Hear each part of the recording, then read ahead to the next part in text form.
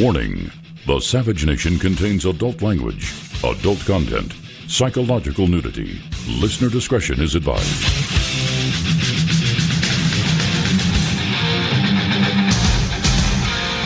And now, America's most exciting radio talk show, The Savage Nation, home of borders, language, culture. And here he is, winner of the National Radio Hall of Fame Award, Michael's. We've gone from Make America Great Again to Make America Great Again, G-R-A-T-E, G-R-E-A-T. It's on my Twitter account. It's clever. I'm the poet laureate of the media, as you know, and I think that's very clever because, as you well know, Make America Great Again is the slogan of the hats. All the hats, the red hats, say MAGA, Make America Great Again. Have we gotten great again? I kind of keep looking for it somewhere. I don't know what he's doing in Paris again. Wasn't he just there 2 weeks ago? Must be the ice cream or something. Maybe the French have a good ice cream. What in the world is he doing there? I don't know. But what do I care? I mean, I did criticize Obama for abusing the taxpayer by his and her many travels, and Judicial Watch has tallied it up to be $100 million over 8 years. Well, I think we're on track to meet that, if not exceed that, with this administration. And, of course, what's very interesting is that we all wanted the budget to be cut back. We wanted taxes to be diminished, and so far, nothing yet. In fact, we read yesterday that the monthly tab was 400. What was it? 400 billion. I don't even know the number. The greatest monthly trade deficit in history, the greatest budget increase in history, and that's all. Enjoy the trip. Have a nice day. So the true believers, you know, they're never going to change. And we're sitting here waiting for the next bottle of Soli to fall. We don't know where it's going to come from. Any day now, another Blintz is going to fall out of the fall out of the sky. Every day there's another Ruski in the soup.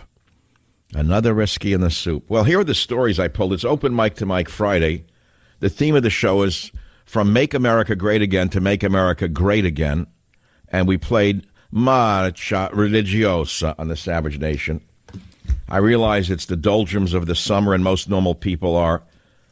Where are they? What are they doing? I think they're at the beach with Christy. They're all at the beach somewhere enjoying the sun. He pays double to get on that beach. But, you know, many of you are very disturbed in that you don't see any change under this presidency. And you can blame the Democrats all you want, and you'd be right. He did try to stop the flow of immigrants, especially from Muslim countries, for common sense. Everyone knows that's what you got to do to stop the problem. I don't want to argue that with you, but it's just commonsensical. I mean, if you're tied into your doxy that all immigrants are good, then you're insane. Or if you're tied into the doxy that terrorism doesn't seem to come from any one place, then you're equally insane. But the fact of the matter is, as an epidemiologist by training, we all know that when you find an illness, I wouldn't say an illness, I would say a catastrophic illness that's spreading, you go to the source of the illness and you try to cap the wells that have the pollutants in them that may be releasing the virus or the bacteria or the protozoans spreading the illness. We know that it's true that not all terrorism comes from Muslim people, but it's unfortunate that most of it does in America. Yeah, most of it does, statistically. So logically, you'd want to say, okay, let's stop bringing in people from countries that are primitive and have a high degree of Islamism. But no, not the liberals. They're so tied into their doxy that they'd rather commit suicide than admit Trump was right. Now, many are saying, okay. But here's my point. As bad as Trump may appear to be to some, imagine what would have been should she have won. That statement has iambic pentameter to it. As bad as Trump may appear to be to some, imagine what would have been had she won. That's got iambic pentameter, right? You learned that in the 6th grade. So how do you imagine what would have happened had she won? Well, we begin with the creep that worked for her, Paul Begala.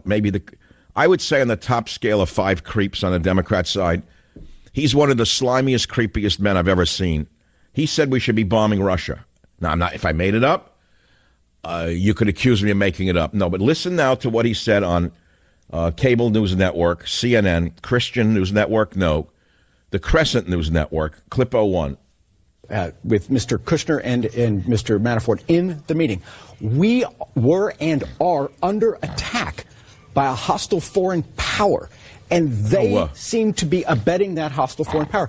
We should be debating how many sanctions we should place on Russia, or whether we should blow up the KGB or GSU, GRU. I mean, we should be retaliating massively. As bad as Trump may appear to be to some, imagine what would have been had she won. That's case number one. Top Hillary aide says Trump should consider bombing Russia. That was picked up by Jim Hoft of Gateway Pundit. Now, on an unrelated matter, papal advisors bash American Christians in bigoted screed. I've always told you he's the false prophet. I've always told you this is a fake pope. We heard about the fake news. This is a fake pope. And I know that's blasphemy to some, since he's beloved by so many people. But he is the first non-European pope, hand-selected, the first non-European pope selected in over 1,200 years. I want you to think about the times we are living in, how crazy they are. They searched out this communist who had started out as a bouncer in a bar, and then, like the character in The Red and the Black by Stendhal, a French novel written in the 19th century, The Red and the Black, where a poor young man, looks ahead and he says there's only two ways to move up in society. Either by putting on the red, meaning the uniform of the military, French military, or the black, that is the costume of the church. And he chooses, I think, the black. He becomes a religious figure and he moves all the way up. This is exactly out of The Red and the Black.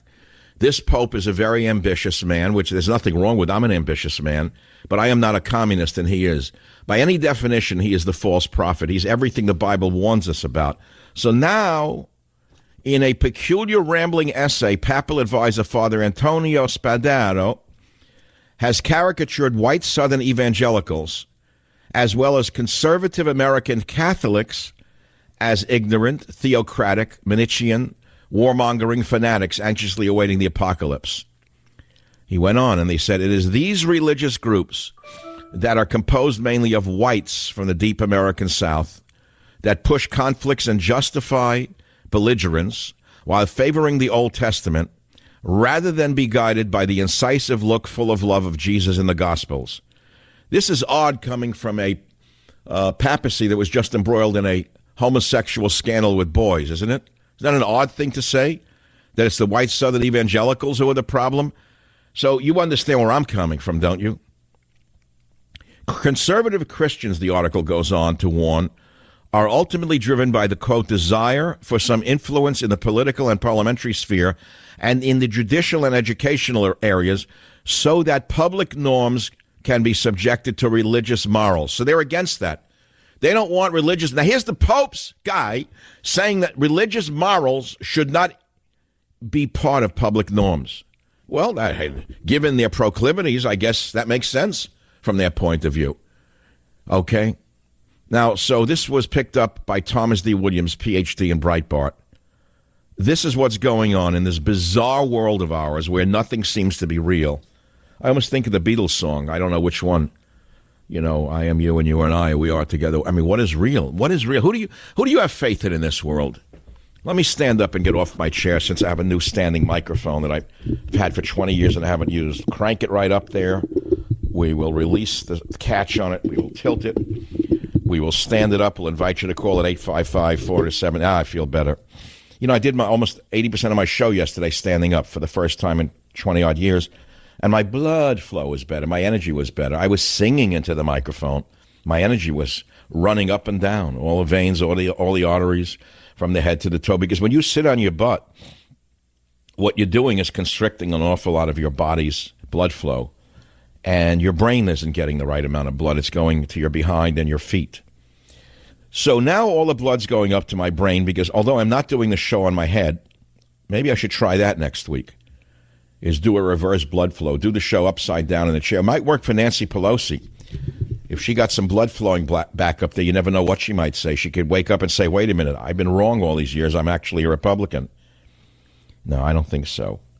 855-407-282 from Make America Great Again to Make America Great Again on the Savage Nation. It's Open Mic to Mike Friday.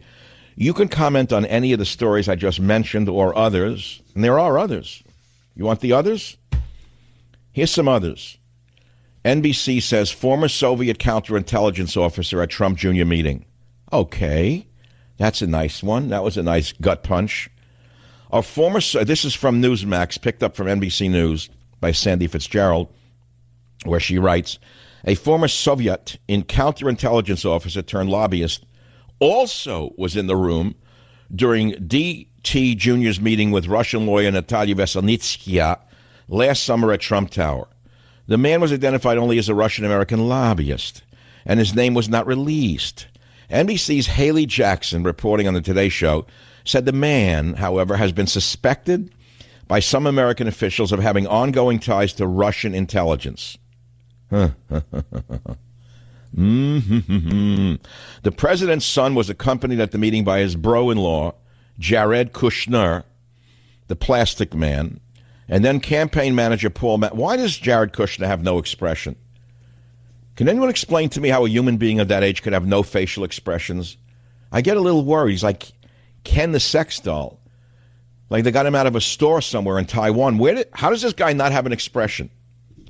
Does that bother you at all? Them cavorting around, seen in Jackson Hole with a delicious couple, Jared, and every day another trip. Every day the beautiful people are back. That's just what the deplorables voted for. Eddie out there sitting there without a job there in Western Pennsylvania. Billy out there in West Virginia who thought there'd be a new steel plant. He loves seeing Jared and Vanika. I can't remember the Vanika, Ivanka, Vakanakadulu, I don't know. Jared and Ivanka, every day at another exclusive meeting with left-wing people, and we're supposed to salute that and be happy about it. From Make America Great Again to Make America Great Again. Oh, here's another story from the Wall Street Journal, not exactly a left-wing paper, by Gene Eaglesham and Lisa Schwartz. Startup that got a seat at White House roundtable is part owned by Kushner family. Oh, my God. That was Gut Punch 1 this morning. Prominent technology industry leaders and venture capitalists gathered in the White House's state dining room last month to discuss tech policy with President Donald Trump in an event that Jared Kushner, the president's son-in-law and senior advisor, helped organize.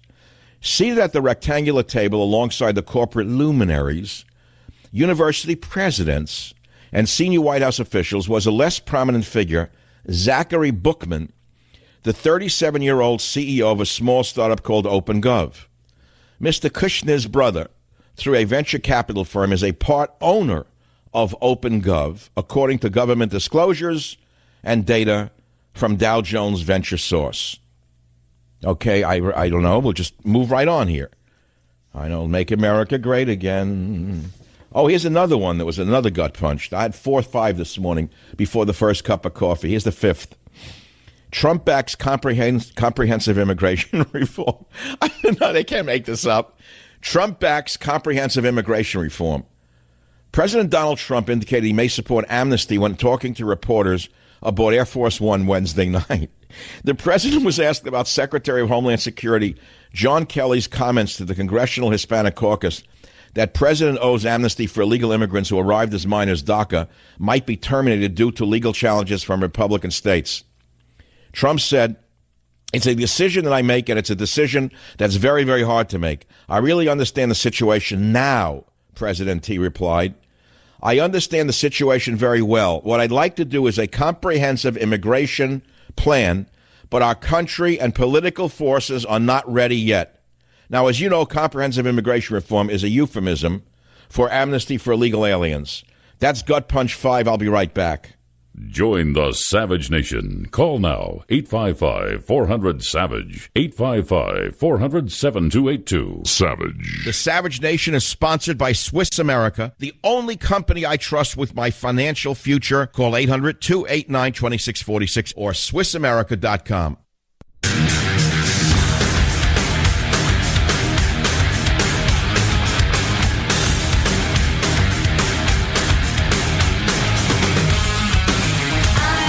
right, so here's another little story for you. GOP operative who went to Russians. Well, let's put it this way. GOP operative who tried to get Clinton emails committed suicide. Another one. Another. I don't know why. Is that funny or what? It came out yesterday. I guess it didn't make it to NBC News.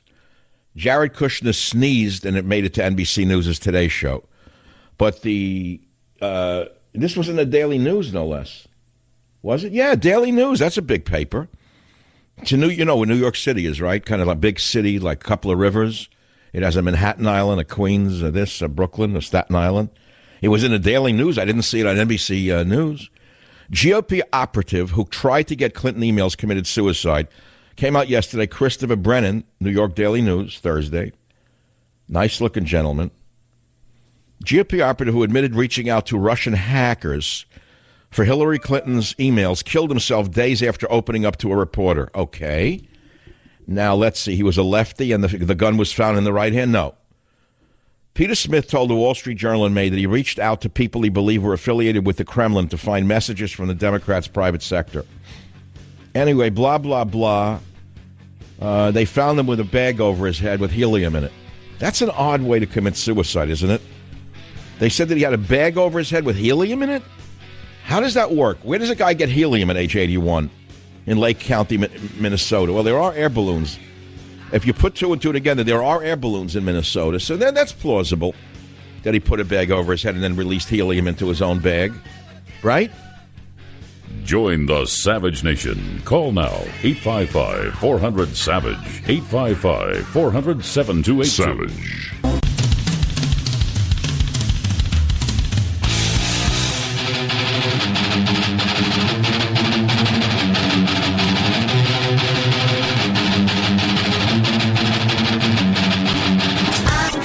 How are you out there? I gave you like 12 stories between 12:05 and now, and I got like 3 callers on, Religion Incorporated, basically. The one I want to go back to for a moment is not Jared Kushner, the plastic man. I have to say to you, I don't know the man. I shouldn't say I know he's a nice guy. I don't know what he is. I have no idea what he is, but I know that the plastic face bothers me. I don't like people with plastic faces. I like ugly people better than plastic people. I like people without surgical faces. Let's put it to you that way. I'll take a hard-boiled, scarred, ugly face. It's the same with people. I'd rather see blemishes than fake Hollywood faces because usually they're hiding something. So we go back to the story that's not being covered. I'm shocked it was in the Daily News, which is GOP operative who tried to get Clinton emails committed suicide. All right. We heard that. Now, here's the weird part. He was 81 years old, and he lived in Lake County, Minnesota. Blah, blah, blah. They discovered what appeared to be a suicide note after he was found at a hotel near the Mayo Clinic on May 14th, according to the Chicago Tribune. And listen to the suicide note. The note reportedly read this. This is in bold caps, the way I write. No foul play whatsoever, the note reportedly read, adding that there had been, quote, a recent bad turn in health since January 2017, and that his $5 million life insurance policy was expiring. Records show Smith died of asphyxiation with a bag over his head that was connected to a helium source. Now, I want to know what kind of bag it was. Was it a grocery bag? Was it a Gucci bag? For all I know, in the near future, we're going to have, Gucci put out suicide bags that come with a capsule of helium in it.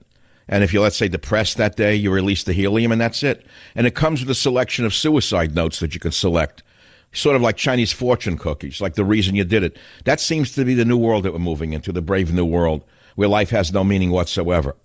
But let me tell you something. I never heard of a suicide note that says no foul play whatsoever, recent bad turn in health since January 2017. Then they add the stinger, and that his $5 million life insurance policy was expiring. Well, unto itself, that's questionable because if you commit suicide, your life insurance is null and void. Did you know that? So that doesn't make any sense. So whoever wrote this made a big mistake, unless it was the reporter who added that. I don't really know, nor do I really want to talk about it much. You know what I'm saying? It's enough. Details about Smith's unidentified illness were not immediately available, and the Mayo Clinic was barred from sharing whether he was a patient there. Okay. That's not a story you can talk about, but it's odd. It's real odd. But you're not going to talk about that one. So here's a few more for you. Trump backs comprehensive immigration reform. I told you that already. All right. Now, during the campaign, he took a hardline stance on immigration because he read my book, Government Zero. So he figured since I said it and had a big audience, he should say it. So he said it. Well, now that he's president, he's taking a different approach. He also said he would immediately end DACA. Remember during the campaign? DACA? He has reneged on this promise. And in his first few months in office, nearly 100,000 illegal immigrants benefited from the amnesty program. Trump added, there are two sides of a story. It's always tough. That's very presidential. That's on the order of it's beautiful. He should have said immigrants are beautiful. And I want to do something for the beautiful immigrants because they're going to be great once they're here. Here's another story from the Daily Caller, Alex Pfeiffer. Trump administration continues Obama-era tradition of giving millions to Soros-linked groups. You know, maybe I'll just read the headlines for a while.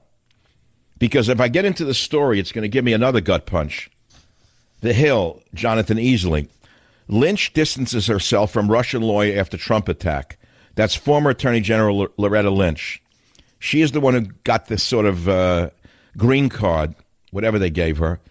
Got her into the country, Natalia Veselitskaya. It was Loretta Lynch who gave her the pass into the country. Now she's saying she didn't know who she was. All right.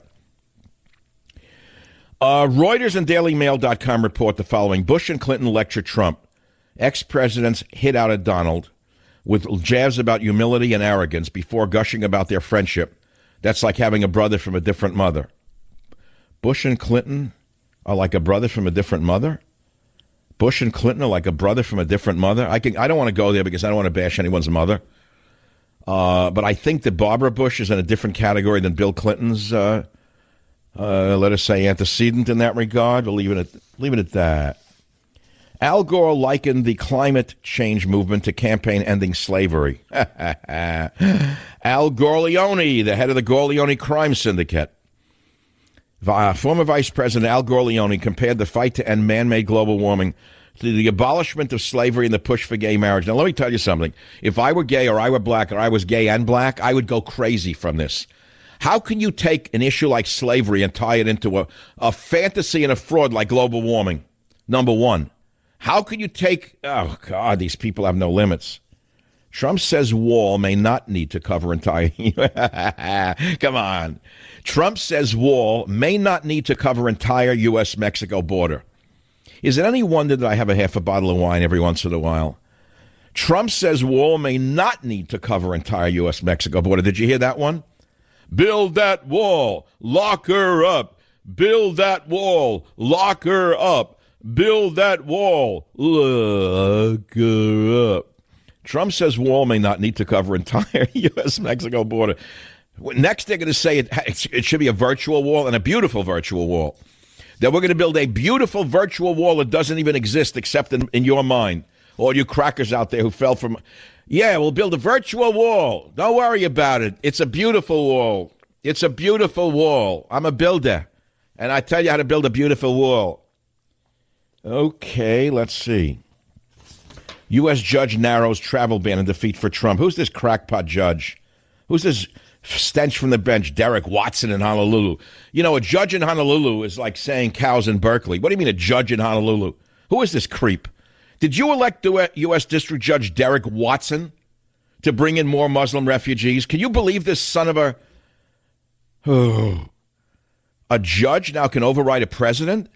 See, the way the country should run is the president writes the law, goes through Congress, it passes. If a judge don't like it, he can appeal it. But doesn't mean the judge gets to stop a president's order, does it? What kind of country are we living in? That a stupid judge in a non-state like Hawaii has more power than a duly elected president. I mean, even if you don't like him, the next time you guys win, you're going to want a judge, some crackpot judge in Arkansas to say, okay, President Democrat just passed the bill. Crackpot judge in Arkansas says the bill is invalid, so therefore it's stopped. That's the country you want to live in? What is a judge, by the way? Tell me what a judge is. What is a judge? Oh, judge. Oh, that's Judge Watson just came into the courtroom. Who is Judge Watson? He's a kid who went to law school, got a law degree, an ambitious lawyer, became a politician judge, and now they put a dirty robe on him, a black robe that needs Martinizing, sanitizing, probably to be cleaned every few minutes, not even once a day. The stench from the bench is making me clench. That's an old phrase of mine from the 1990s. Oh, to be back in the 1990s when I still believed that I could change the world. Oh, when I started in radio, I was sure I could change the world. Borders, language, culture, people really loved it. They really related to borders, language, and culture. And then along came, and here we are, borders, language, culture. So build that wall? Not. It's going to be a virtual wall, in part, in places. Not everywhere, certainly, but we're going to have a wall. But we don't need that wall. We have raging rivers and big mountains, says the president. Okay, fine. How many of those exist of this long border with Mexico? And what about Mexico paying for it? That was another campaign promise. Well, we're going to make them pay for it one way or the other. Okay, how? Okay, that's over with. So the wall is over. Lowering taxes. When did that happen? Did I miss it? I mean, I know I had a headache last week. Did I miss that bill get passed? Okay, I could feel already there's no one out there. Is anyone out there? Let me ring a bell. Robert, ring a bell for them out there. I'm giving them great stuff here, but I'm like dying up here. Where are they out there?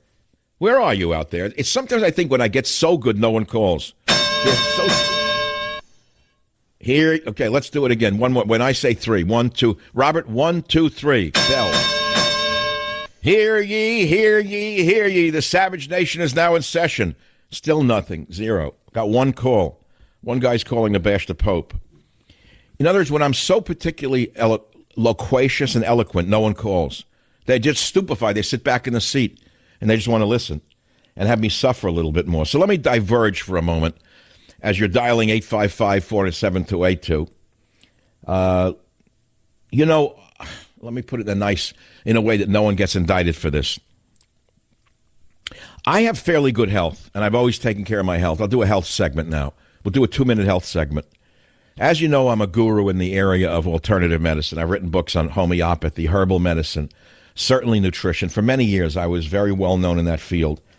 And although I don't write in that field or research in those fields anymore, I read the literature all the time, and I practice what I preach. So by accident, someone who works for me came to work with a cold and a very, very bad sore throat. And he told me he was sick, and I said, I need you here anyway. Came to work. I got the sore throat yesterday.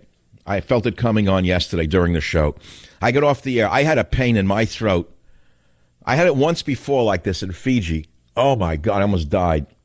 Like deep throat. So I said, this is bad. If I let this rage, I'm going to go down for the summer, and the last thing I want is to be ill. I want to be on the air, and then I want a vacation. I want a vacation. I want a vacation this summer like I've never wanted one. I'll tell you about that in a minute. It probably won't happen, but I want one because I don't go anywhere, and I did everything that I ever wanted to do. Where's there to go? I'm going to go to see a yak in Tibet, go to Iceland and live in an ice hotel. Where is there? Tell me where there's anywhere in the world to do anything. I'm going to climb. Do you know what's going on Mount Everest now? There's lines waiting to climb the mountain.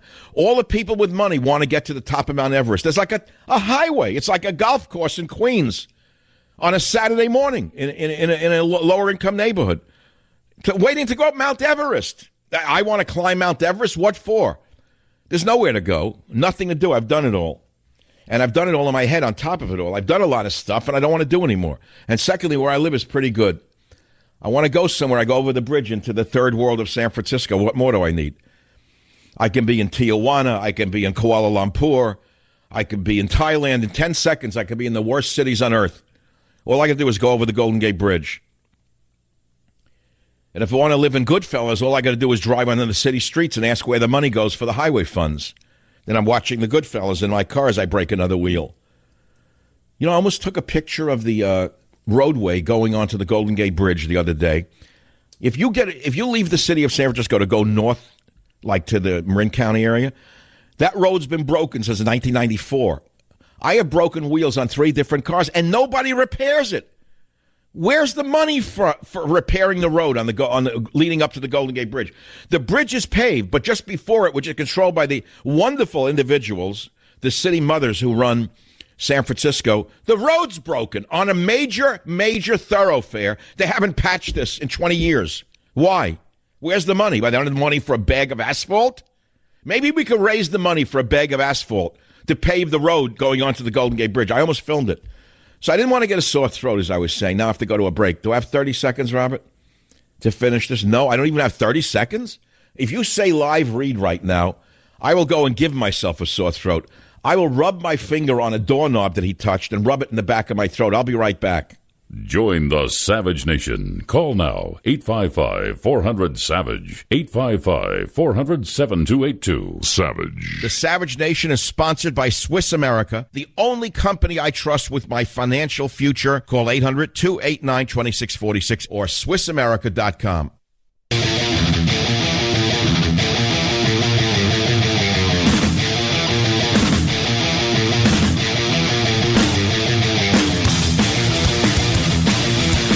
Welcome back to the Savage Nation. You know my passion for living a healthy lifestyle. I tell you about it all the time. Well, it includes clean eating, and Super Beets is one of the most impressive functional foods I've ever seen.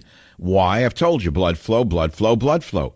You see, beets are loaded with dietary nitrates, which convert to nitric oxide in the body, and nitric oxide helps support healthy circulation and healthy blood pressure levels. Super Beets is the most convenient way to get these dietary nitrates to specifically help support healthy blood flow and circulation. You see, Super Beets works 3 times faster to give you results you can feel, and it happens to taste great. I take Super Beets. I can feel the energy and stamina it gives me within 20 minutes, and I want you to feel it too. How? You're going to get a 30-day supply for free. It comes with your first order. It's backed by a money-back guarantee. You're also going to actually receive a free book called Beat the Odds, and you get free nitric oxide indicator strips just to see the difference for yourself, and it includes free shipping. You're going to love the results you feel. It's guaranteed, or you get your money back. All you got to do is call 800-481-0504, 800-481-0504, or go to savagelovesbeats.com. That's savagelovesbeats.com, period, end of story. Well, I only have 1 minute and 46 seconds left in this hour. I covered an awful lot of ground already. And I guess I can conclude with, maybe I should send Nancy Pelosi some Super Beets for blood flow circulation. That may help her.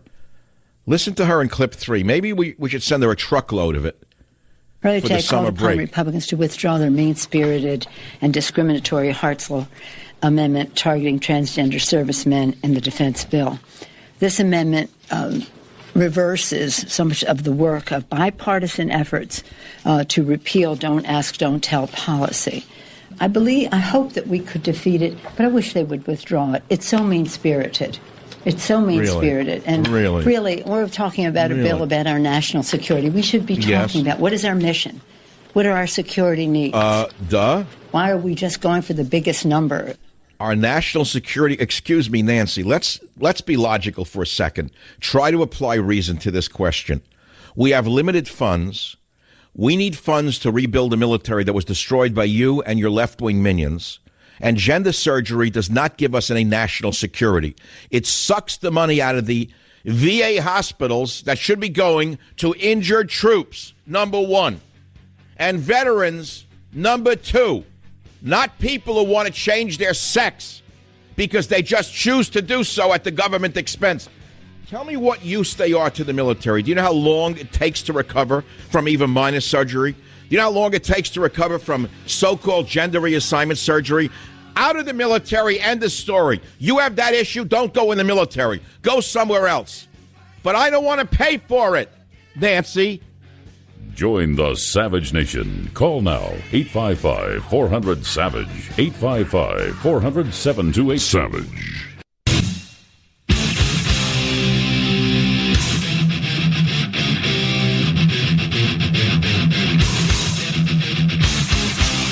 Warning. The Savage Nation contains adult language, adult content, psychological nudity. Listener discretion is advised.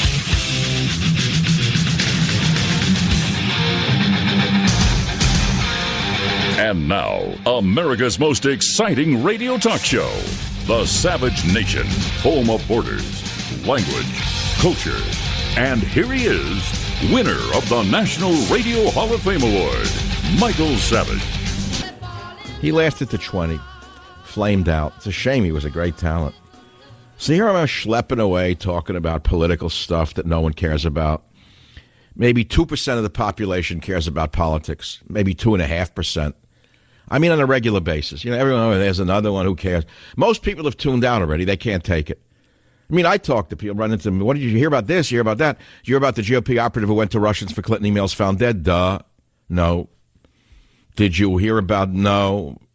Did you hear Sheldon Silver, the most corrupt politician in the history of New York State, who had been convicted after a lengthy trial? The conviction was overturned yesterday by a judge who had been appointed by Clinton. Duh. No. Don't know anything about silver. Don't know anything about gold. Just let me stuff my face and go to the beach. Life's a beach. And the march goes on. From Make America Great Again to Make America Great Again. I could make it easy if you and wouldn't have the same iambic pentameter.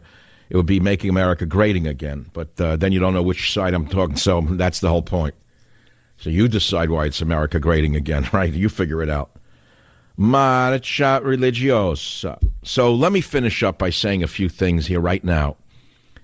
First of all, the phone number, 855-407-282. It's open mic to Mike Friday. I gave you 12, 13 stories. It's Rock and Roll Friday. Comment on anything you want. Challenge me, support me. And don't tell me, whatever you do, don't call me telling I'm a great one. Please, I don't want to hear that. I just whatever you do, don't call me great. Okay? Save it for those who need it. Now, I got to go back to an important point that I raised. There's a primary rule in talk radio is that once you introduce a topic, you must come back to it because the people are waiting for it. So I told you about the sore throat. Worker came to work. He had told me he was sick. I said, I need you anyway. Come in. I got sick that night, the next day, whatever.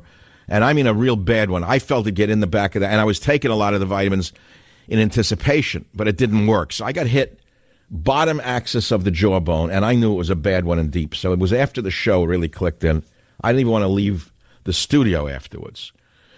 So I reverted to I practiced what I preach. So right away I started in with the mega doses of ascorbic acid powder. I don't use pills. I do not use vitamin C pills because most of them are absolutely useless. They're empty, they're blank, they're put out by shysters. There's nothing in them. Ask anyone in the vitamin business. You're not getting people say, oh yeah, I took vitamin C. And there's nothing in it. It's a blank pill. So you don't know that it's not working because you're not getting vitamin C. I use vitamin C powder, which is very hard to find, the good stuff. It's the Rolls Royce of vitamin C. And it's the Cathcart theory, Dr. Cathcart was a good friend of mine, of the bowel tolerance theory of vitamin C, which is that you take as much vitamin C as you need until you get bowel intolerance. I'm not going to explain any more than that. It'll take an hour for me to do it.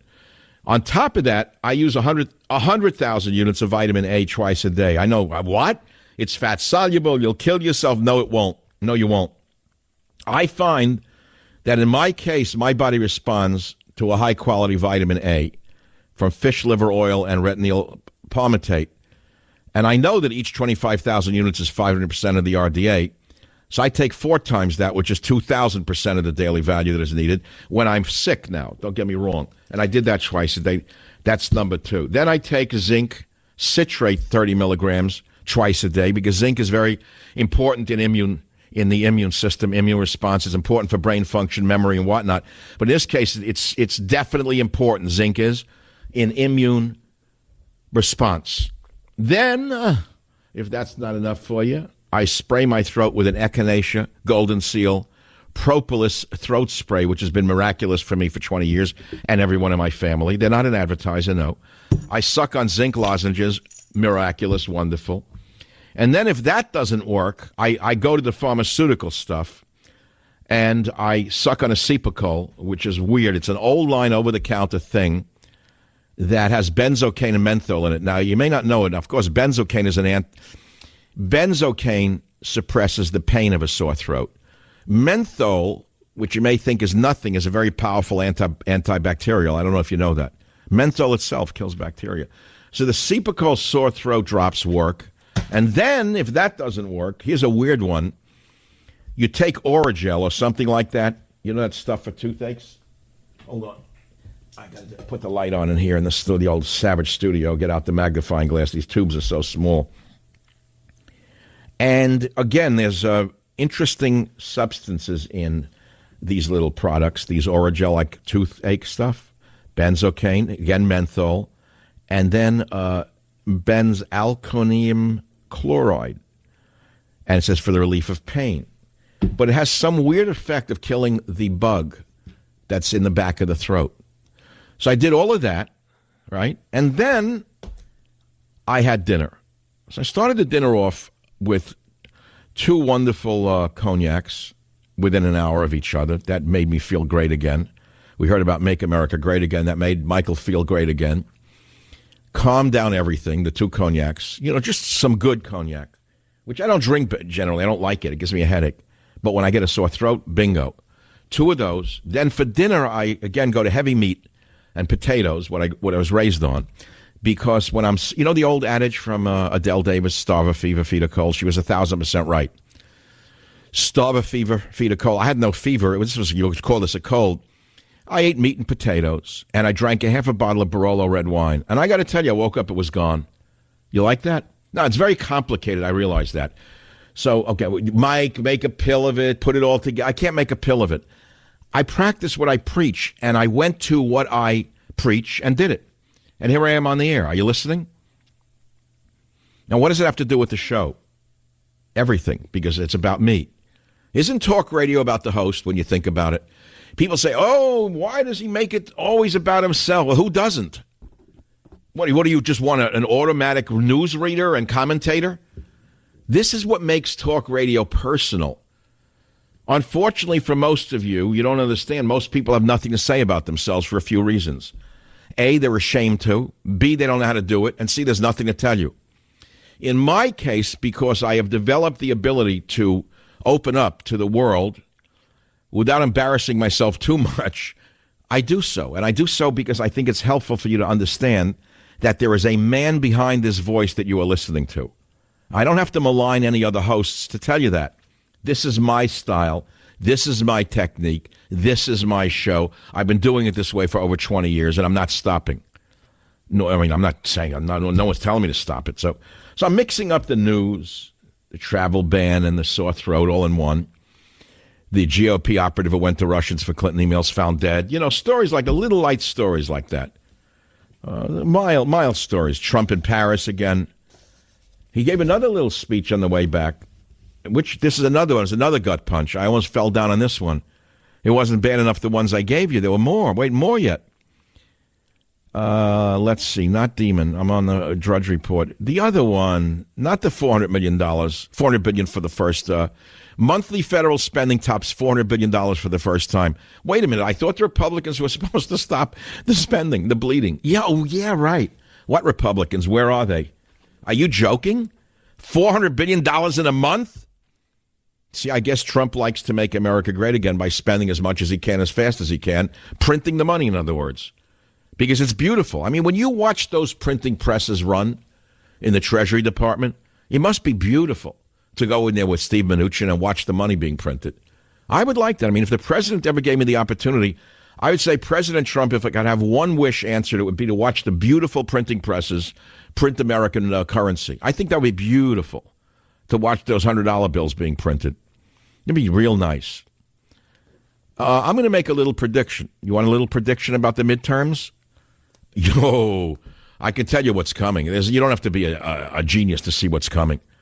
Because of this do-nothing Congress and the troubles that Trump and company are in, whether it's real or false or imagined, or it's because of this one or that one, do I have to finish this paragraph to tell you what's coming in the midterms? Okay, all I can tell you is save your Confederate money because the South will rise again, not. This was it. This was the last shot we had, and we blew it. It's over. They won. I don't know what can save Trump's presidency right now. Do you? Tell me what could save his presidency. There's only a few plays, and I don't think he can play them. I don't know what can be done to save this presidency that I worked so hard for. And so that is why I tell you it's kind of disheartening to be in this business right now. Have you ever seen such stupid men as those in politics? You know, I got to tell you something. When I was a youngster, I was in my 20s when I was getting my higher degrees, I remember the professors, you know, just because they were like liberals didn't mean they were stupid. They said certain things that made sense. And one of the things they used to talk about, they were arrogant, the academics, there's no question about it. they would say things such as, the smartest of the people don't go into politics. We get people who are less than really smart in politics. Of course, it applies more to academia, except in the hard sciences.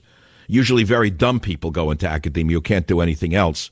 There's an old adage, if those who can do and those who can't teach. I know it's a put down, but it's sometimes, unfortunately, very true, especially in the social sciences, which are not sciences at all.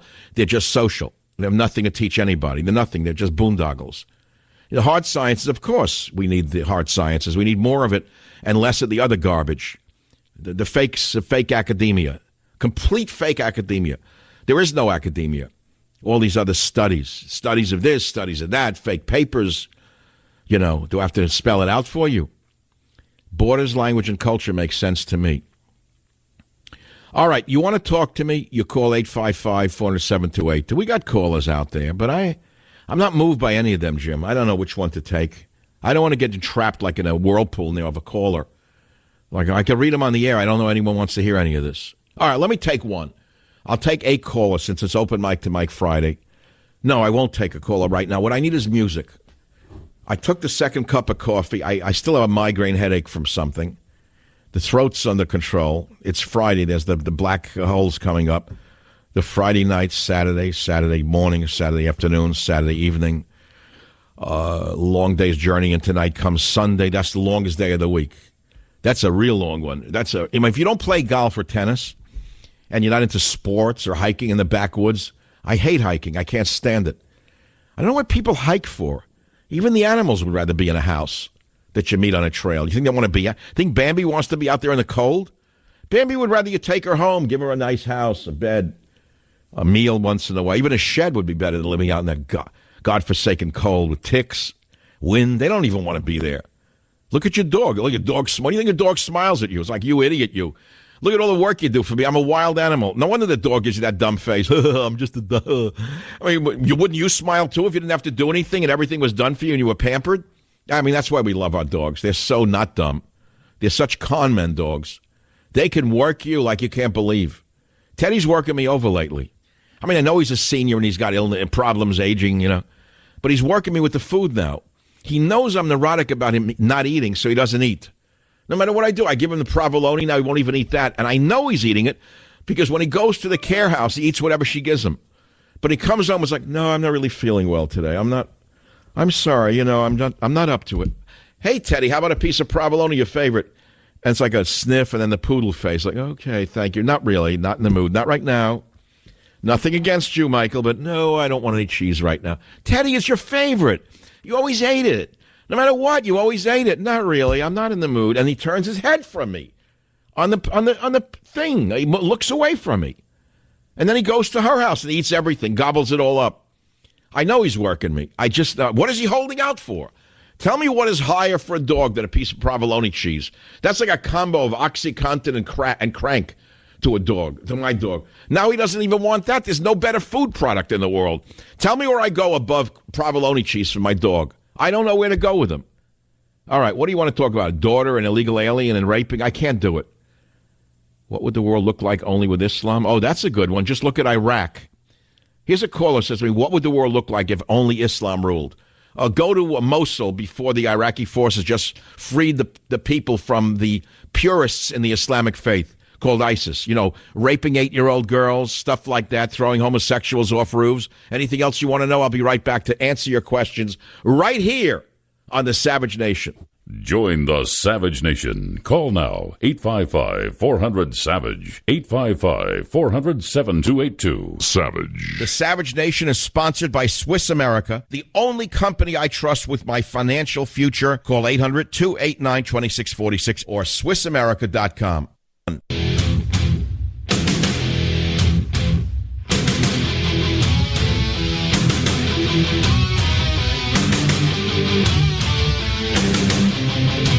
In Queens in an undershirt singing with my friends. We never did it.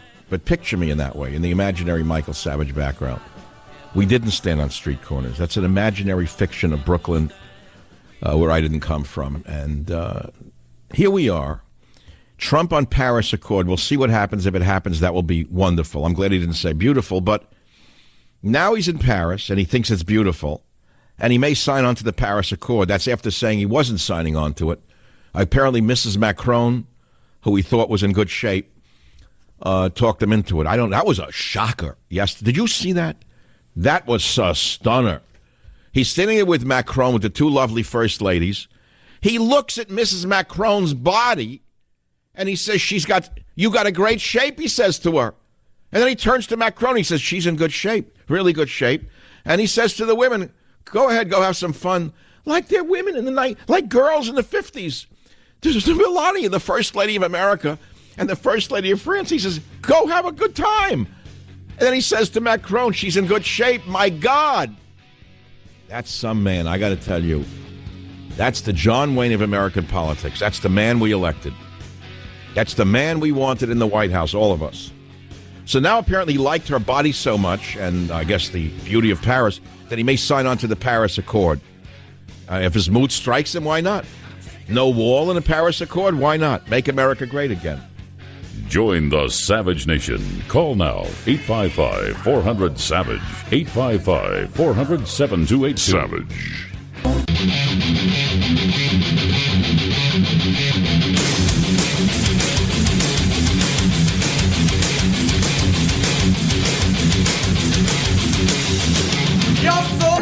So the president loves Paris.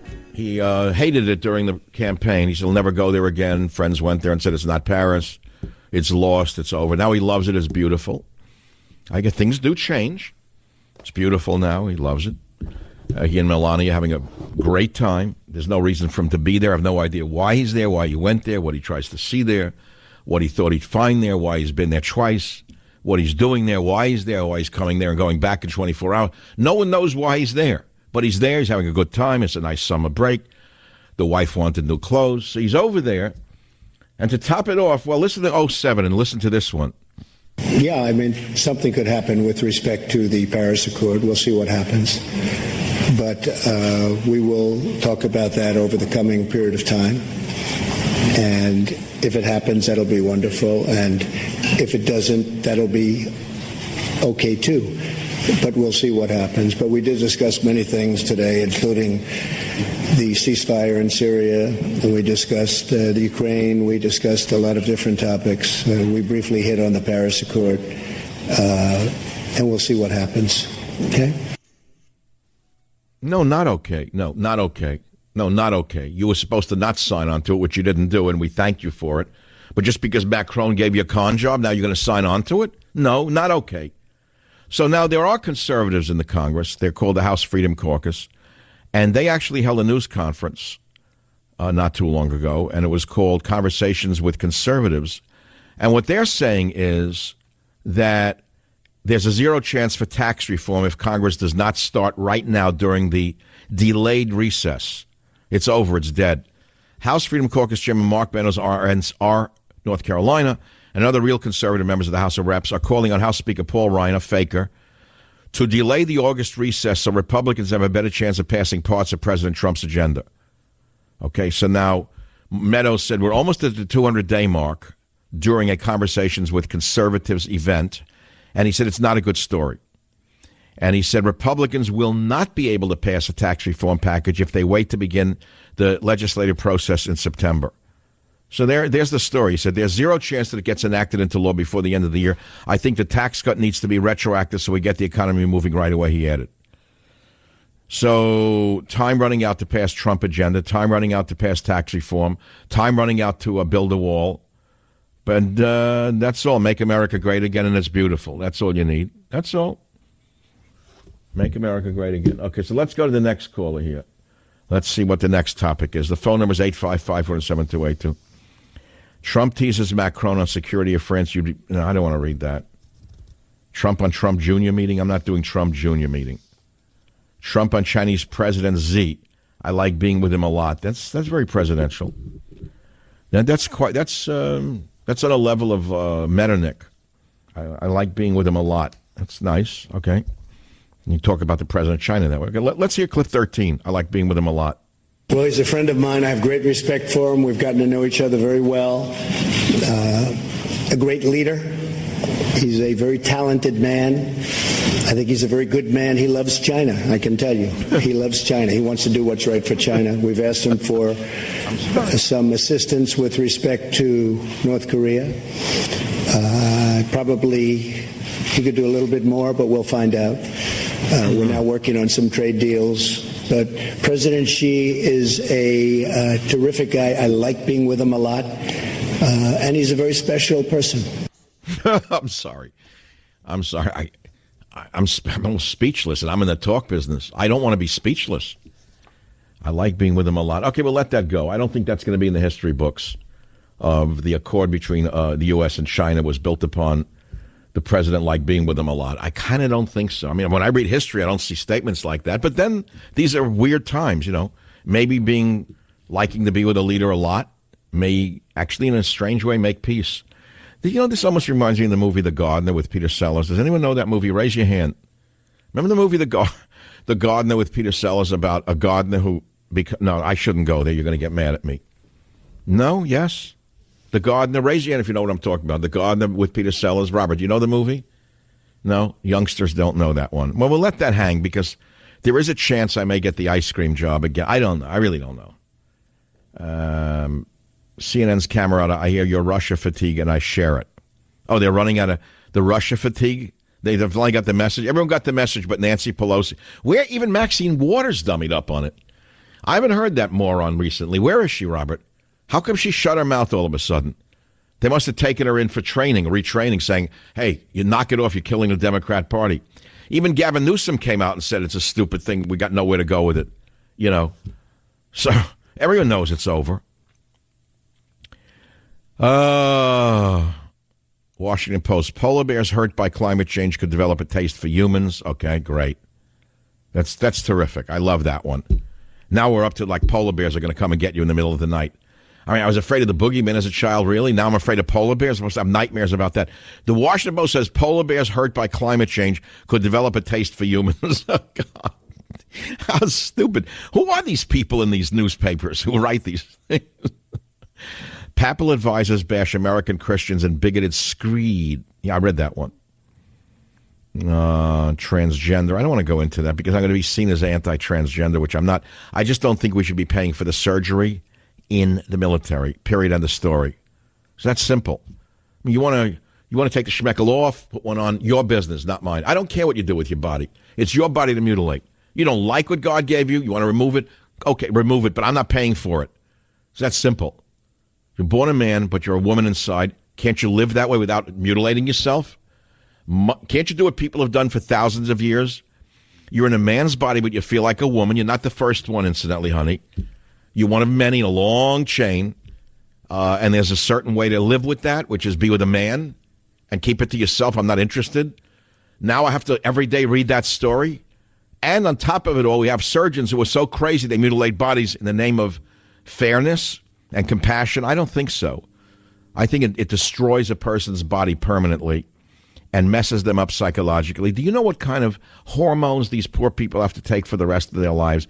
Putting aside the devastation that brings upon the body biologically, the hormone therapy, do you know what that costs? You want the military to spend its very sparse resources on that instead of treating someone whose legs got blown off in Afghanistan?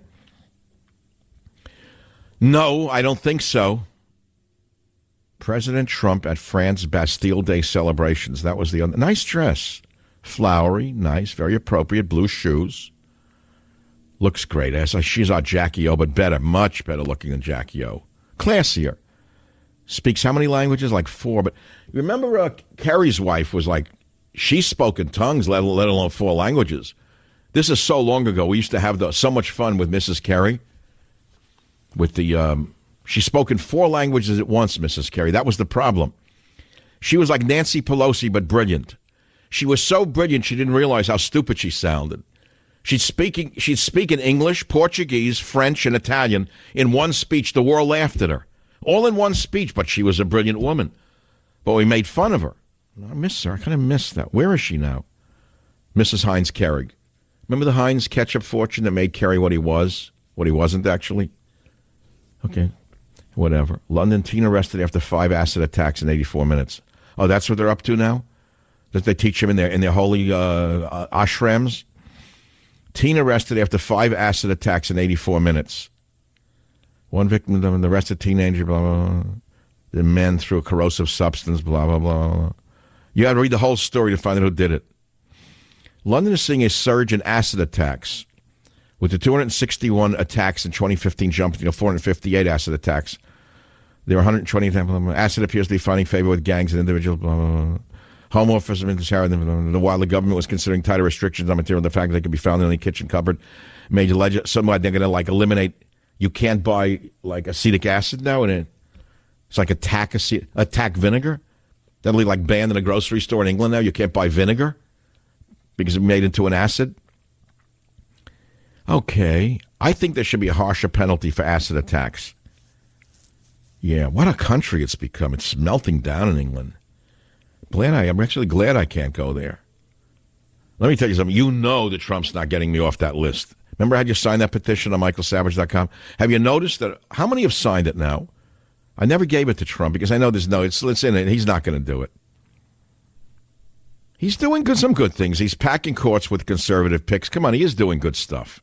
He's just so easy to talk about. Let's see. Join the 15,000 other people signing this petition. That is not correct. It was 15,000 people in May. How many people have signed petition urging President Trump and the U.S. State Department to demand Britain remove Savage from its travel ban? I didn't send it to him because I knew it wouldn't go anywhere. They haven't updated it on michaelsavage.com. They let it die. But I'm never going to give it to him. He'll laugh at me. Would never turn it over to Theresa May. She put me on the list. Why would she take me off the list? Right? She should throw the guys out who want to overtake the country. What's this now? Parallel probes. FBI investigation of Sanders' wife tracks research from Hillary campaign. Oh, this could get bad. The Sanders wife thing with the college is a big one. I don't think the Seltzer man's going to be very happy. At the end of the day, this is going to kill his campaign. He allegedly he wants to run for the presidency in about 100 years. I think he's still going to be around saying he's not too old. He's going to run now, playing his Robin Hood. Don't you love this? He's Robin Hood. Him and her knocked down as much as they could, ripped off everyone in their sight, according to what I can read. 2 liberal gonifs. Are you kidding me? They're like the Bernie Madoff of Vermont, this couple, it looks like to me. They busted out of college and this and that, and we're supposed to vote for him because he's for the little guy? How could you Sanders voters not see that you were conned? Sanders draws Democratic challenger tired of his Robin Hood shtick. I don't blame them. Can't someone run against him in Vermont and get rid of him already? Let him go retire in one of his 4 houses so he can enjoy his poverty in the 4 houses, him and the wife? Poor Mrs. Sanders. Looks like she knocked down too many. How many burgers do you think it took to look like that? I'm not knocking the obesity. It could happen to anybody. It happens after a certain period of time. It looks to me like he eats a lean diet. Like it's Jack Sprat could eat no fat. His wife could eat no lean. That's what that looks like to me. He's like Jack Sprat. What does he live on? I wonder what he eats, that guy. I'd love to see Bernie Sanders. The Bernie Sanders the frugal diet of the frugal socialist diet. Yeah, right. I know she's not on it. That's for sure. I got a lot of callers here. Transgender callers, the movie being there, the Pope is dangerous.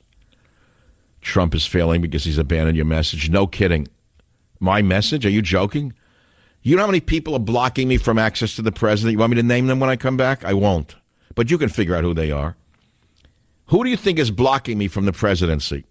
I'll be right back to tell you not on the Savage Nation.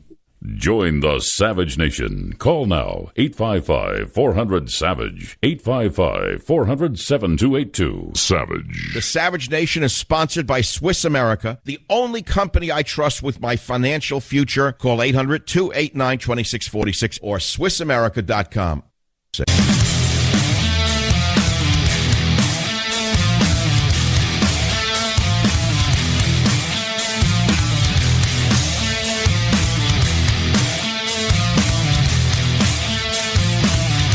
Welcome back to the Savage Nation. You know, we're talking about taxes, right? Well, if you owe back taxes to the IRS, you're not going to like hearing about their 92% conviction rate.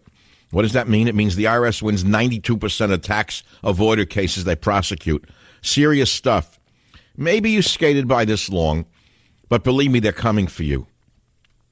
You have to get out in front of your IRS problems before they show up at your home and work, before they take your paycheck and bank accounts, and before they add you to their 92% conviction rate. I want you to call Optima Tax Relief.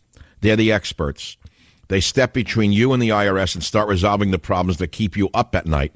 Just call, ask how they've resolved over $500 million of tax debt for their clients, ask about their A-plus rating with the Better Business Bureau, and ask about the Fresh Start program with a chance to settle your back taxes for pennies on the dollar. They are amazing. I know it because I see the success stories of Optima Tax Relief. All you got to do is write down and call 800-731-2474.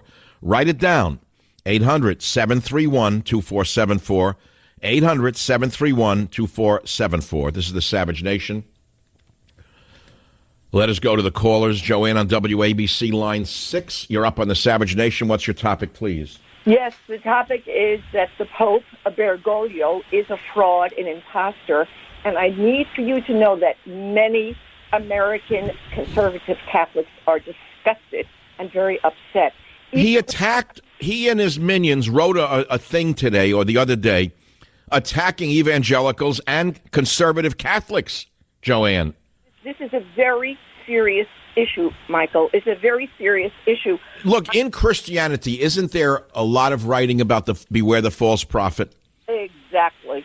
And I think this guy is an imposter. I'm pretty sure he was put in there by the world socialist operatives, revolution. He's sort of the Barack Obama of the Catholic Church. He was put in by George Soros. There's no doubt about it. Something that most people, lay people, do not know. When the election of the Pope takes place, you may only have 4 trials of election votes. His was the 5th, and that is illegal. He was specifically placed there, and Benedict, the German Pope, was threatened to go because Benedict was going to open up all the filth of the Vatican banking and the pedophilia, which is rampant. It looks to me like an evil cult is operating there right now. I'm sorry to say it. It's not easy to say. It's very dangerous to say. But this is a very dangerous situation, what's going on with this Pope. I have to tell you that... Well, I don't know how it would be to be a traditional Catholic at this time, other than to say this. The Pope is only a man. He's not God. The church lives despite him, despite other men, despite the foibles of mankind. The religion itself is what is important to you as a Catholic. Isn't that right? Isn't that what keeps you going? Yes, but it's very discouraging. How does a Jew go into a temple knowing that the rabbi may be corrupt, that the rabbi could be a con man? How does he still go in? Because it's not the rabbi. It's the writings of God through the Bible that gets him to go back to temple over and over again. It's the chanting. It's the connection with his ancestors. It is the tradition of the religion that keeps a person in that religion. You must look aside from the people who are up there on the pulpits because they are imperfect, and many of them may be less than that. They could be worse than that, rather. Join the Savage Nation. Call now, 855-400-SAVAGE, 855-400-7282. Savage.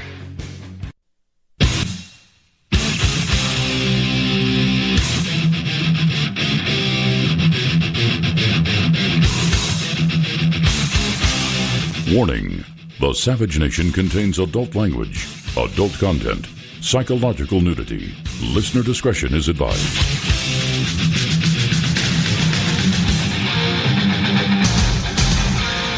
And now, America's most exciting radio talk show, the Savage Nation, home of borders, language, culture, and here he is, winner of the national... Great story, in addition to all the other great stories I read today, which are really great.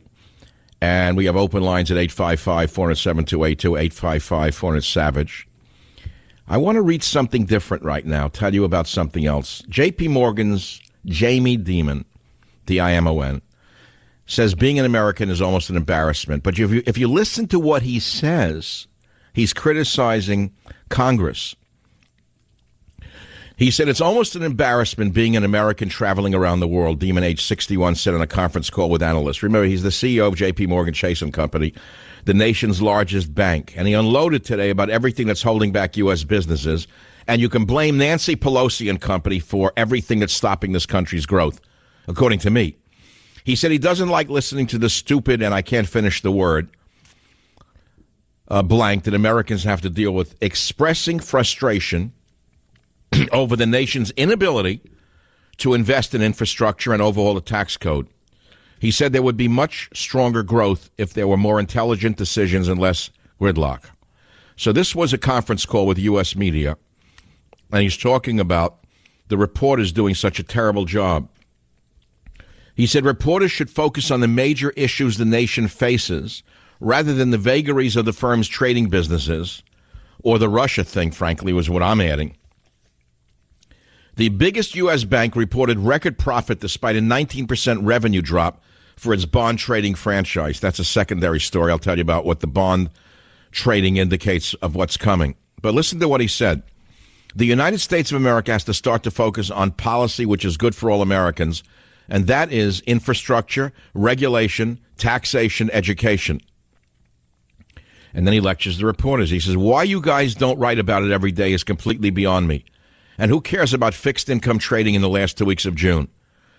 Demon, his voice rising, reeled off statistics to highlight the nation's failures.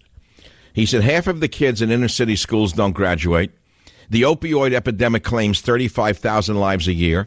And the U.S. has not built a major airport in 20 years. Demon has just returned from visiting Israel, Ireland, and France, where governments, he said, deeply recognize the importance of a competitive corporate tax scheme. And he bemoans policies that have restrained economic growth.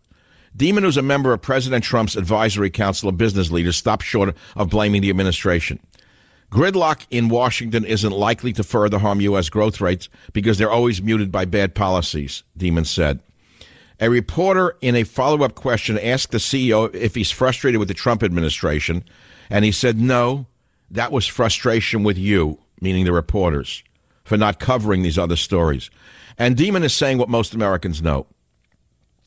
He knows that the media is wasting the Americans' mind by chasing the Russian rabbit. And he knows that they're not doing their job the journalists are supposed to be doing. And so that's a very, very important story, and an important one for us to talk about on the program today. Again, the phone number is 855-400-7282, 855-400-SAVAGE. And we are open for business. Let's go to some of the callers up in KVOR territory up there in the mountains of Colorado. Ethan on line 1. No one's there. Okay, thanks, Ethan. He's gone. Jim, time to check the calls, Jim. Line 2, John, KSFO. You're up on the Savage Nation.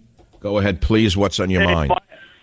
Hey, Mike, long-time listener since the Paul Revere Society. Thank you. That's a long time, the Paul Revere Society. That goes back to 94, doesn't it? That sure does, buddy. Let me tell you, old Donald Trump, he's just a Pied Piper. The only thing is, he used your sheet music to get elected, and then once you got elected, you got different sheet music. So I'm hearing from a true conservative listener and a long-term listener at that you're very disappointed in Trump. Is that what you're saying? Of course, sir. Just like you are. I'm not too happy. That's the truth. No, I'm not really happy. I don't see much being done. The only thing is, he used you. He used your sheet music to get elected, and then once he got in the Oval Office, someone else slipped a different sheet music to him. But he's still playing a pipe for someone else. Well, let me ask you something. What part of the Trump administration do you find the most offensive? Let's be very blunt. Probably the fact that he gets bogged down in the minutia of the trivial stuff, and he doesn't attack the issues that are affecting every individual of this nation. You mean when he starts fighting with reporters on Twitter? That bothers you, obviously? Of course it does. He's not taking care of the house business. How do you feel about the son-in-law and the daughter cavorting around the world, preening like they're movie stars? Well, that's what they are. They're a bunch of movie stars. They're so removed from the basic guy like me, and even you. They're so removed from us, they don't have a clue to what it takes to get your shoes on every day and get out there and make it happen. Your call is very important to the show today. You are the Eddie that we talk about so much. You're the average guy, but you're not so average. You actually listen and you see what's going on, and you're not too happy with the man that we all elected, is what you're saying. Right, but I haven't had TV for 20 years. So, well, let me say this. A lot of people are going to take this the wrong way, but they really shouldn't. Unless we are willing and gutsy enough to criticize the president constructively, he's going to go further and further and further into the swamp, and we're going to get nothing of what we wanted when we elected him. Isn't that correct? That's correct, but I got to tell you, there are such big pieces in that swamp, they better put a grinder on it because you're not going to ever get the stuff through the pipe. Yeah. Well, all right. I mean, somebody has to stand up and say, Mr. President, come on now. You promised us this, and we're not getting it. We need it, and you need to do it for us. By going on Hannity, I mean, with all due respects to Fox News and Hannity, it's just a cheerleading site, and I don't understand why that is so important. You want to hear something interesting? His son, Trump Jr., went on Hannity the other night on television, and his ratings were not very good. People were not watching that show. They were not really very high. And so there's only so much of the bootlicking that you can do until people say enough is enough. The job of the media at a certain point is to be an outsider saying you're wrong or you're right, not sit there and constantly lick the boots of the person who's in the office. Well, you're exactly right, Chief. And I'll tell you what, I've been listening to you for a long time, and you've been spot on most things. But I got to tell you what keeps me listening to you, Michael Savage, is the character in which comes through the radio. The character. I know anybody can get on the radio and talk, but it's the character that keeps coming back to your show. Well, I am a character, that's for sure. Hey, that's meant to be self-deprecating. All right, let me ask you what you mean by the character. What do you mean by that? I want to indulge myself for a minute. What is it you hear that you like about me? Let's make it about the talk show host for a minute. Because, Mike, you make it sound like you're the guy on the corner that could be wearing the T-shirt. You're the guy that I grew up with. You're the guy that would get into the fight with me if I had an adversary. You were one of the guys. Well, I got to ask you something. Where did you grow up? Where did you grow up, John? I'm third generation San Francisco, believe it or not. And I do believe it. Your people built this city, and it was stolen from you by the hippies who came here in this. This city was stolen from you by the hippies who invaded in the 60s. They took a beautiful city and they turned it into a toilet bowl. I hate to say I don't live there because I can't. I mean, if I would have stayed, I probably would have been either a fireman or a cop. But I tell you, I ended up being a construction worker. Well, the only way you could become a fireman in San Francisco is to be somebody who's not like you. It was white males need not apply for a very long time. You know what they were doing. You know what they were doing to that fire department. It was a boondoggle. It was a boondoggle for the pensions, which are destroying the whole damn city. Nobody can afford these pensions. These are unsupportable pensions that they get. It's one of the greatest boondoggles in history are the pension jobs that you get in these cities today. Hey, don't stop the pensions. What are we going to do? Who's going to buy all the RVs, the big motorhomes that are going down the freeway? Well, I didn't say stop the pensions, but nobody can pay for those pensions. Who's going to pay for them? Chiefs and police captains that are buying all those RVs because they got well, I guess they need them. Yeah, they need them. After working so hard, I get it. Okay, I'm sending you a copy of Trump's War. I think you'll enjoy having it. I wish I could send you a signed copy, but I don't sign books. I don't do book signings. I haven't done one in 20 years. I don't do speeches. I don't appear in public. Just stay in the line. Make sure he gets a copy of that, would you please? I want to talk about personal appearances for a minute. I haven't done one since I don't know when. I don't remember. Teddy was a baby. I just got him. He's 13. I did a live one at the Concord Hilton. No. I did one at the, I don't remember, the Chronicle Pavilion. We had 6,000 people. I outdrew a rock star. I love doing it. It's when I came out on the stage in the red Cadillac, which I've since sold. I did a 3-act show. It was pretty exhausting, but I did enjoy it. I love meeting people. But, things have changed so much in America. I always had superb security. For those of you who are at the Oakland Airport Hilton, do you remember that little appearance way back in the 90s when I was only a local host on KSFO? I had 8 Samoan bodyguards in front of the stage, if you remember it. These were big guys. They stood there with their arms folded. Nobody was getting through them. They would have been turned into poi. So I did a great show. I enjoyed it. But the times today are much different. The left wing has become so fascistic and so dangerous that I don't want to put my audience in danger. Do you understand what I just said to you? It's not about me. It's about the audience. It's not like I don't care about me. I can pretty much tell you they wouldn't get near me, but they may hurt somebody in the audience, and I don't want to put you guys into that position. But I was thinking about something else. In November, my book, God, Faith, and Reason, is coming out. I'm not going to talk about it again. I don't want to, go off too soon on it. And it's going to take me and my audience into a new direction. It's about my snapshots of God, my visions of seeing God here and there, because I'm not a very religious person. I'm not a holy roller. I'm not out to convert anyone. I don't claim that I know more than anyone else does about theology. I'm not a theologian. I'm not writing the Bible. I don't have an ancestry going back to God. But there's going to be stuff in it that people are going to relate to. I think it's going to be an enormous hit. And I thought this morning it may lead me to a new phase in my public career. I may actually do public speaking on God, Faith, and Reason when that book comes out. I'm thinking about it in 2018. God willing, I'm still here and still doing radio, and you're out there. I may just go out there and do a 5-city tour. Maybe I would do it in a way in a mega church as a guest speaker, because I'm not looking to make any money with it. But I think people may want to hear what I have to say about my snapshots of God, and I may go out and meet the people that way. Do you understand what I'm saying? It may be a whole different world, and maybe the vermin on the left would just leave it alone, because one thing they're afraid of is attacking religions and religious people, if you've noticed that. Have you noticed that the left is not yet started attacking priests and rabbis, churches and synagogues? Have you seen that the fascists on the left have not done that? So what I'm saying to you is maybe that is a safe home for me to talk about religion and spirituality rather than talk about politics. I'll have to wait and see. That's what 2018 may bring. It's just a thought I had this morning. I'll be right back. Join the Savage Nation. Call now, 855-400-SAVAGE, 855-400-7282. Savage. Sponsored by Swiss America, the only company I trust with my financial future. Call 800-289-2646 or SwissAmerica.com.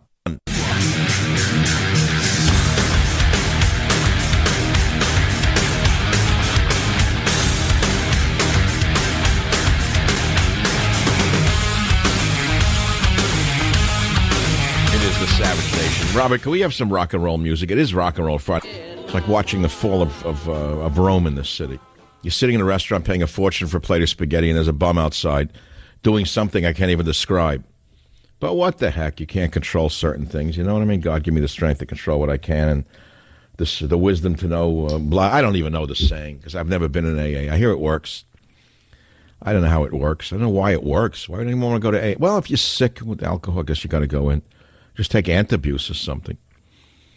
So, I mean, I got to tell you the truth. The remedies I used, the home remedies I used last night to kill the sore throat worked.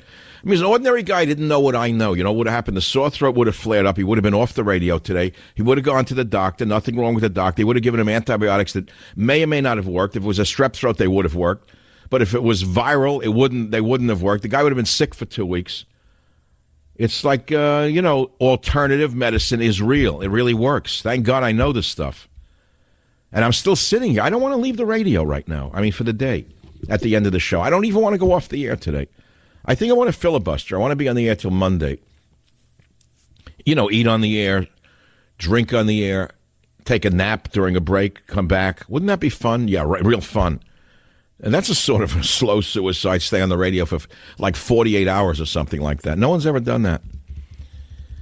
My friends, are you enjoying the show today? Do you enjoy what I'm doing? Do you understand where I'm coming from? I started with Make America Great Again to Make America Great Again. It was a good statement. And I said, as bad as Trump may appear to be to some, imagine what would have been had she won. Then I said, open mic to Mike. Bernie supporters welcome. Then I did Rock and Roll Friday. Come on, Mike, give us more. Come on, Mike, give it all up to the audience. Give us more, Mike. Rake yourself over the coals. Come on, put your heart out there, Mike. Put your brain out there, Mike. Your spleen. We want your liver. We want your kidneys. We want your gallbladder. Come on, Mike, give us more. Come on, Mike, give us more. I'm giving you what I want to give you, which is all I got. So, well, I could play Jesse Jackson, who says we won the election, it was stolen. Where has he been? Where's Jesse Jackson been for a while? Bernie Sanders on Trump, that's a laugh. You know, they haul his wife off into the Hooskow over there in Vermont. I wonder what Bernie's going to say. It's the fascist Republicans who went after him for that little scandal there going on with the college. It's going to get bigger. They're neutralizing Bernie, by the way, and it's the Democrats doing it, in case you don't know it. Let me tell you again. They're neutralizing Bernie by going after the wife, and it's the Democrats because they don't want him stealing votes again to elect a Republican. You want any more information about it? I'll give it to you. Join the Savage Nation. Call now, 855-400-SAVAGE.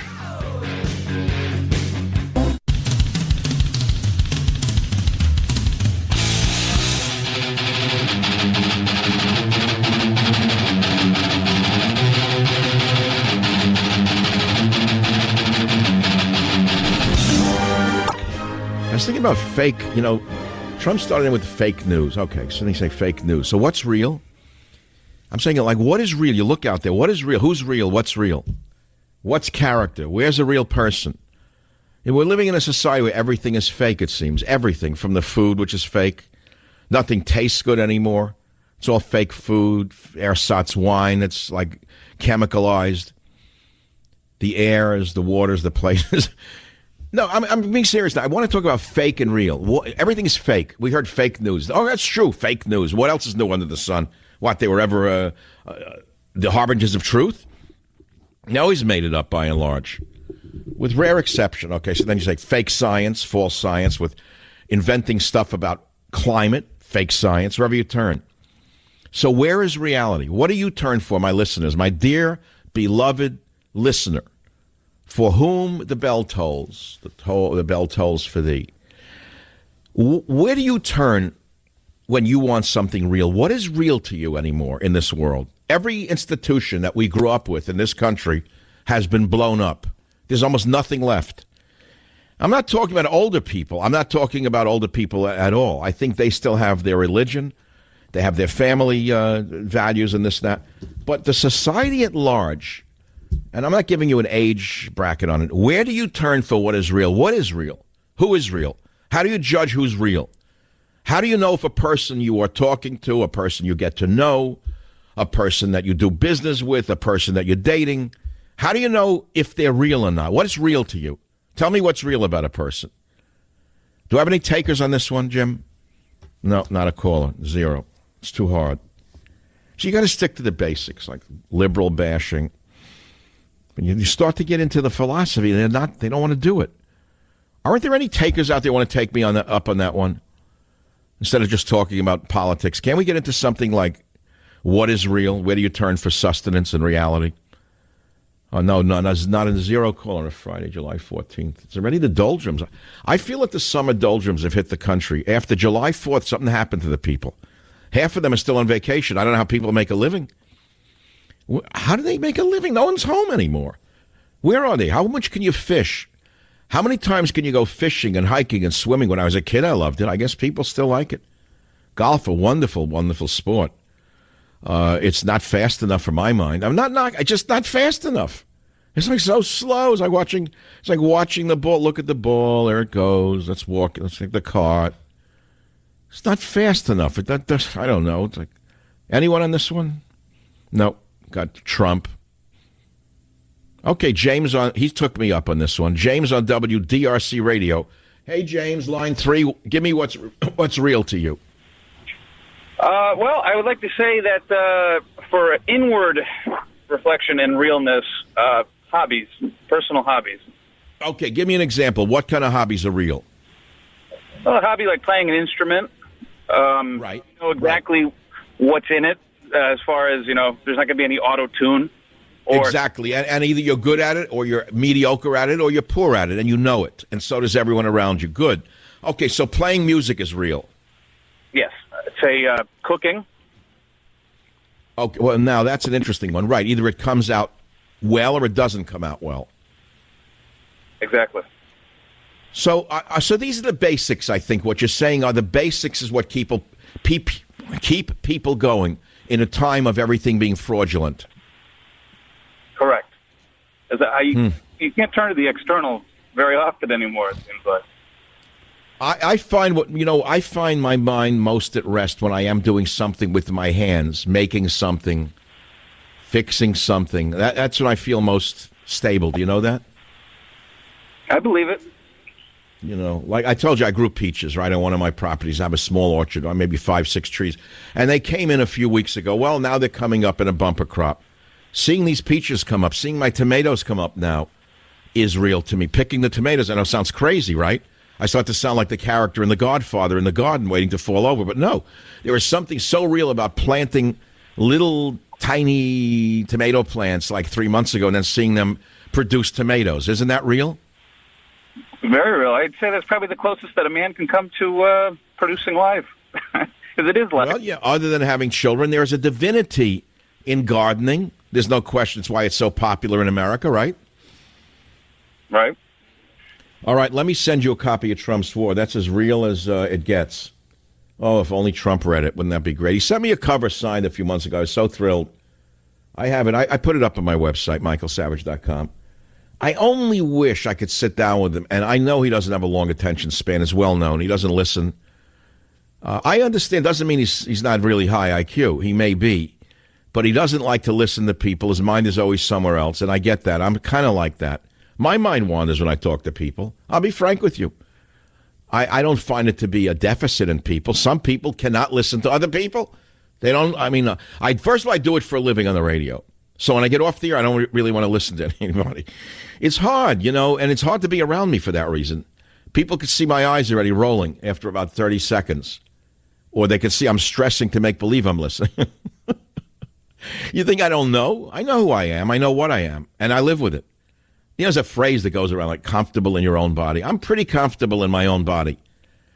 I have no choice, do I? Do I have a choice to not be? I'm going to be uncomfortable in my body at this point. I should be uncomfortable after all these years. I mean, we've lived together so long. How are you? How are you? How are you? Hi, buddy. How are you? How are you, brain? I mean, we're going to separate, do a duality. I'm comfortable. What can I be? That's all. So when the sore throat started to come on, I'm comfortable with my knowledge of the herbal things, the vitamin things, the alcohol things, the rest things, the warm things that I used. And so far, it's under control. I'm comfortable knowing, and I'm comfortable knowing that I have a reality of knowledge about certain things in the health field that have worked for me all these years, thank God. Tomorrow they could end. I could get it.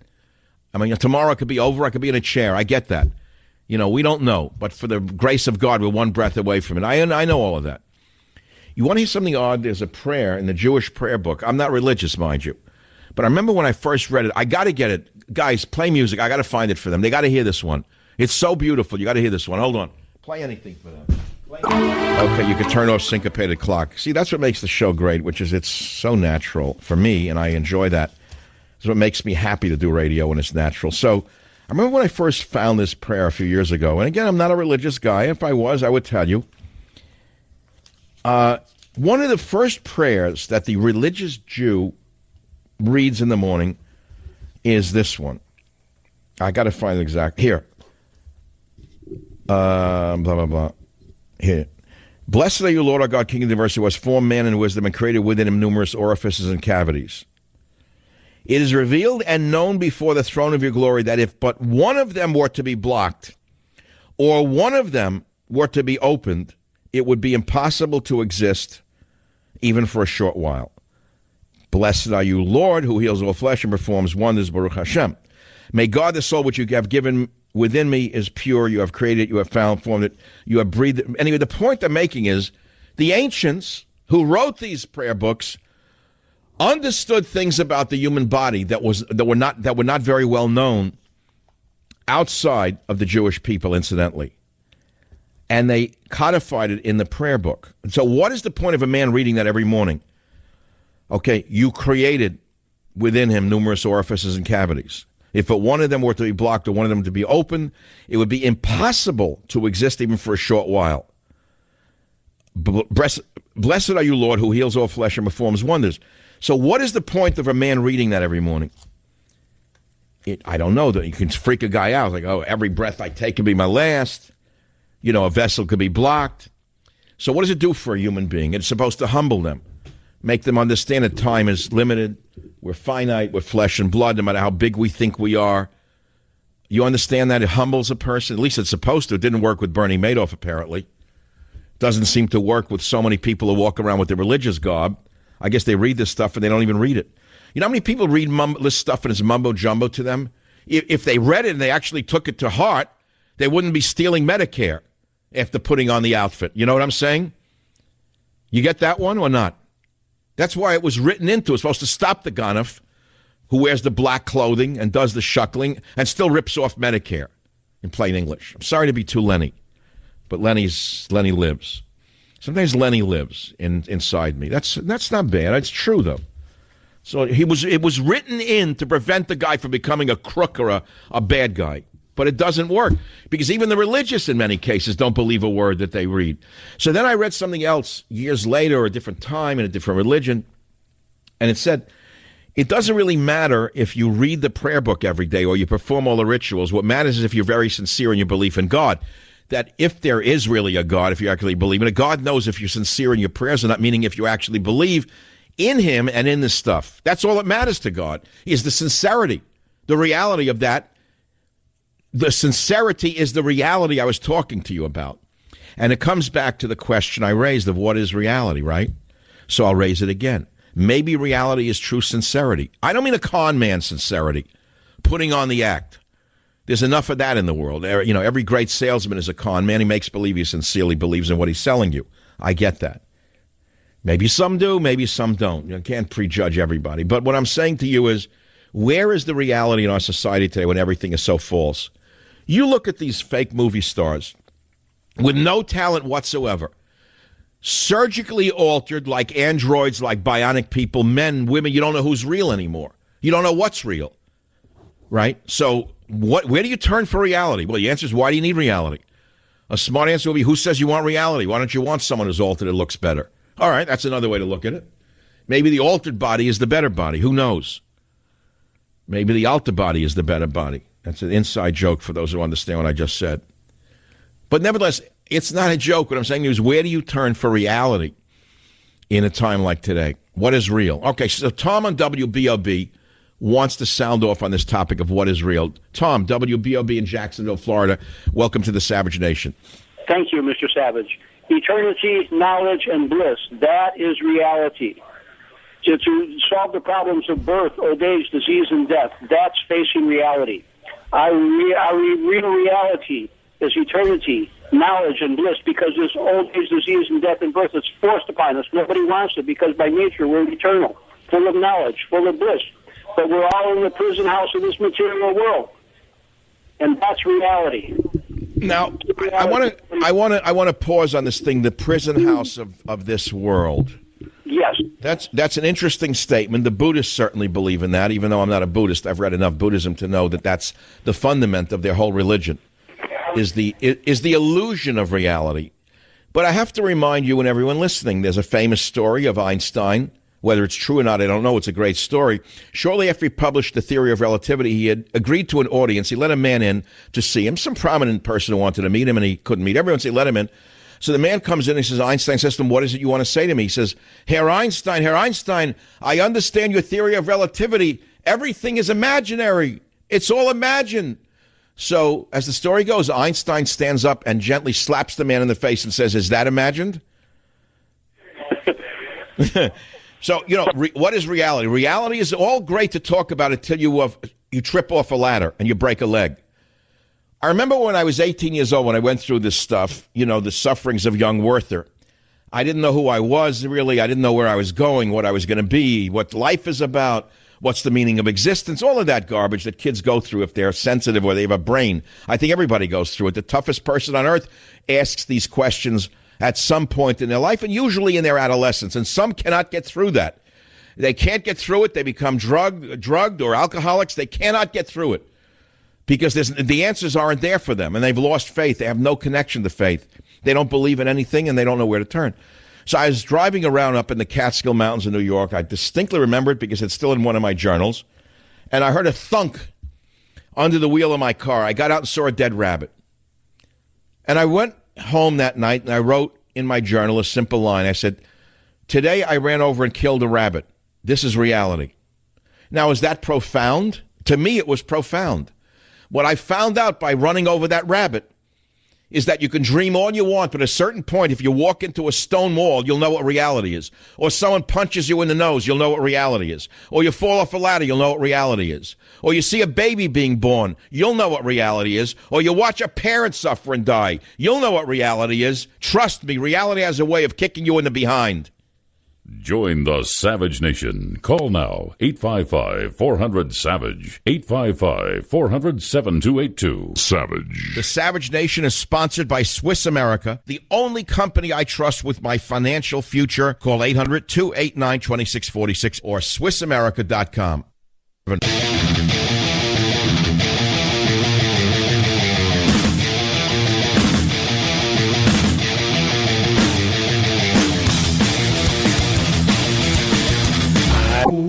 I'll tell you what's real. You want to know what real is? Here's some headlines that are real. Republican operative who tried to get Clinton emails from hackers committed suicide. Right. Sure. Plastic bag over his head with helium in it. Right. He committed suicide. Thanks, Vince. House weighs banning funds for U.S. troops' gender surgery.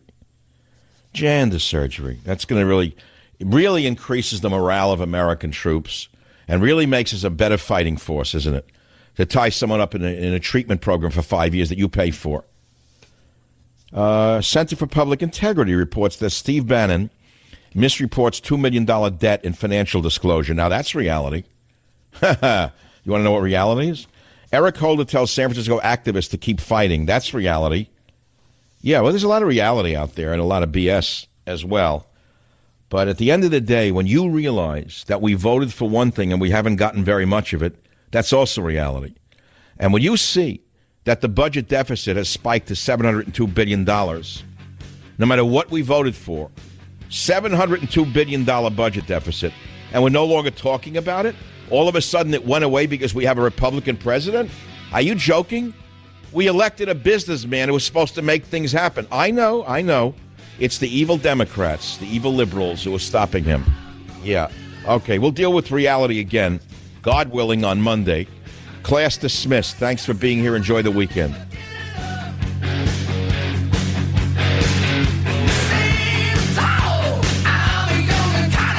Savage.